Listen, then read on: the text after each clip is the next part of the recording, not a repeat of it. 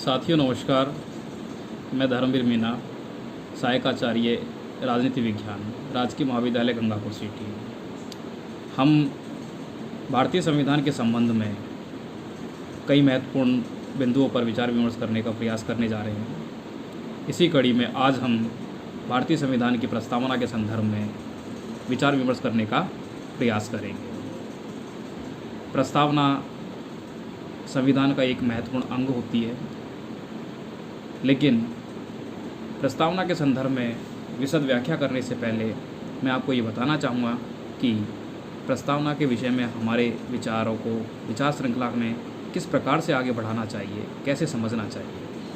तो मैं आपको बताऊँगा साथियों कि प्रस्तावना क्या होती है, प्रस्तावना का संविधान में क्या मूल्य है और प्रस्तावना के माध्यम से संविधान निर्माता संविधान के संदर्भ में क्या संदेश देना चाहते थे, या फिर प्रस्तावना का संविधान निर्माताओं द्वारा संविधान के लिए क्या महत्व बताया गया है, क्या सीख दी गई थी उस समय में कि प्रस्तावना को आधार बिंदु बना करके हम संविधान को किस तरीके से कानूनन पालित कर सकते हैं।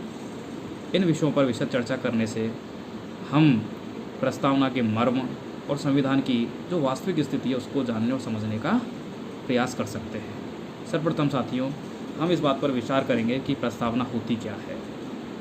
प्रस्तावना वास्तव में संविधान का परिचय होती है।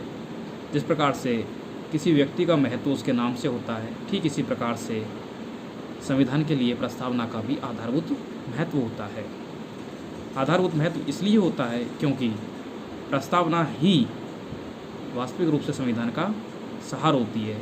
इसमें संविधान से संबंधित सारपूर्ण निष्कर्ष की सारी बातें निहित होती है, जिनका विशद रूप से संविधान में आगे उल्लेख किया जाना होता है। इसीलिए विद्वानों ने इस प्रस्तावना को संविधान की आत्मा भी कहा है। कुछ विद्वानों ने संविधान की प्रस्तावना को सार का नाम दिया है। इन्हीं में से एक मशहूर संविधान विशेषज्ञ रहे हैं, जिन्हें हम N.A. पालकीवाला के नाम से जानते हैं।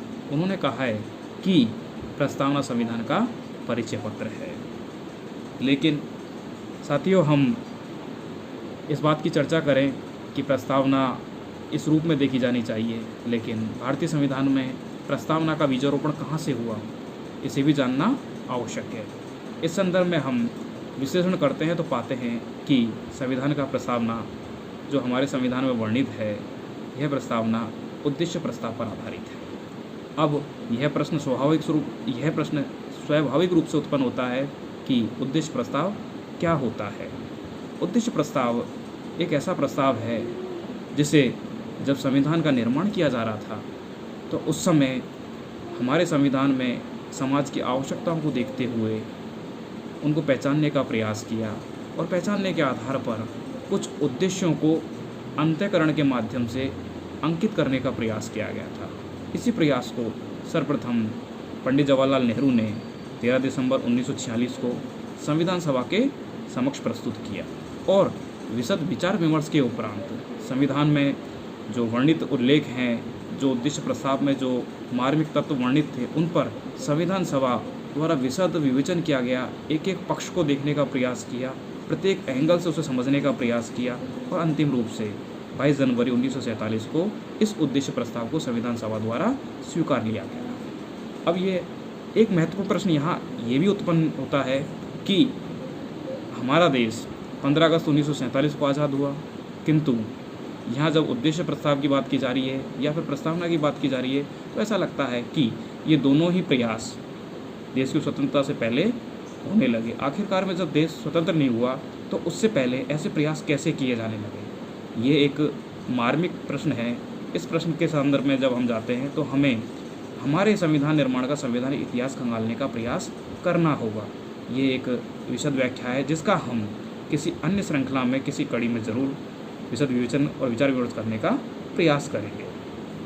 साथियों, प्रस्तावना में विभिन्न बातों को प्रकट करने का प्रयास किया गया था, जिन्हें 4 मूल तत्वों के रूप में वर्गीकृत किया जाता है। पहला है संविधान के अधिकार का स्रोत। प्रस्तावना में इस बात पर विचार विमर्श किया गया था कि संविधान में जो अधिकार के स्रोत कौन कौन से हो सकते हैं, कहाँ हैं, किनके माध्यम से संविधान शक्ति अर्जित करता है और संविधान के अनुसार जो शासन व्यवस्था है उसका संचालन करने वाली सरकार है वो शक्ति कैसे प्राप्त करेगी, किस तरीके से अपने उद्देश्यों को पूर्ण करने का प्रयास करेगी। इस संदर्भ में संविधान की प्रस्तावना इस बात को इंगित करती है कि संविधान क्या है, संविधान में शक्ति के स्रोत कहाँ हैं। इस संदर्भ में भारतीय संविधान की प्रस्तावना स्पष्ट रूप से व्यक्त करती है कि संविधान में शक्ति के स्रोत जनता में निहित है। इसकी अभिव्यक्ति प्रस्तावना के आरंभिक और अंतिम शब्द जैसे हम भारत के लोग और मिति मार्ग शुक्ला सप्तमी विक्रम संमत 2007 26 नवंबर 1949 को इस संविधान को अंगीकृत, अधिनियमित और आत्मार्पित करते हैं, इस शब्द में निहित है। इससे यह स्पष्ट हो जाता है कि हमारे संविधान में शक्ति का स्रोत कहाँ है, जनता में है। दूसरा जो मूल तत्व है देश की प्रस्तावना में, भारत की प्रकृति है। प्रस्तावना इस बात की भी घोषणा करती है कि संविधान के अनुसार हमारे संप्रभु राज्य की प्रकृति कैसी होगी, उसमें कौन कौन सी निहित और मूलतः विशेषताएं होंगी जिनसे हमारा संविधान और हमारा देश एक विशेष रूप से जाना जाएगा, पहचाना जाएगा। इस संदर्भ में प्रस्तावना में स्पष्ट रूप से व्यक्त किया गया है कि भारत एक संपूर्ण प्रभुत्व संपन्न, समाजवादी, पंथनिरपेक्ष, लोकतांत्रिक गणराज्य होगा। ऐसी शासन व्यवस्था बिना किसी पूर्वाग्रहों के ग्रसित हुए अपने निहित उद्देश्यों को प्राप्त करने के लिए सदैव प्रयासरत रहेगी। प्रस्तावना में इसी मूल तत्व को न सिर्फ स्वीकार किया गया है अपितु जो तत्व स्वीकार किया गया है उसे अक्षर से पालन करने का प्रयास करने के भी निर्देश प्राप्त हैं। तृतीय मूल तत्व के रूप में संविधान के उद्देश्यों का वर्णन देखने को मिलता है। प्रस्तावना के अनुसार हमारे संविधान में प्रस्तावना इस बात को प्रकट करती है कि हमारे संविधान के मूल उद्देश्य क्या हैं। इनके संदर्भ में प्रस्तावना में उद्घोषित है कि न्याय, स्वतंत्रता, समानता और बंधुत्व का भाव हमारी प्रस्तावना का मूल उद्देश्य है। यदि शासन व्यवस्था इन मूल उद्देश्यों को प्राप्त करने में असफल रहती है तो ऐसी शासन व्यवस्था का कोई सार नहीं है। प्रस्तावना इस बात को स्वीकार भी करती है कि यदि सरकार या शासन सत्ता प्रस्तावना में निहित जो संविधान के मूल उद्देश्य हैं उनको पूर्ण करने में सफल नहीं होती है तो जनता ऐसी शासन व्यवस्था को बदलने में सक्षम है। इसीलिए हमने लोकतांत्रिक गणराज्य को भी अपनाया है। यह परिवर्तन का एक माध्यम है।